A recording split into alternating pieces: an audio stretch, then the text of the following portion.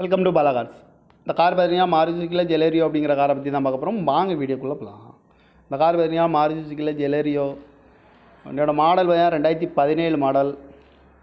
இதோட வேரியன்ட் பார்த்தீங்கன்னா NXi அப்படிங்கிற வேரியன்ட் தான். இது ஒரு ஆட்டோமேட்டிக் வண்டி தான் அப்படின்னு இருக்காங்க.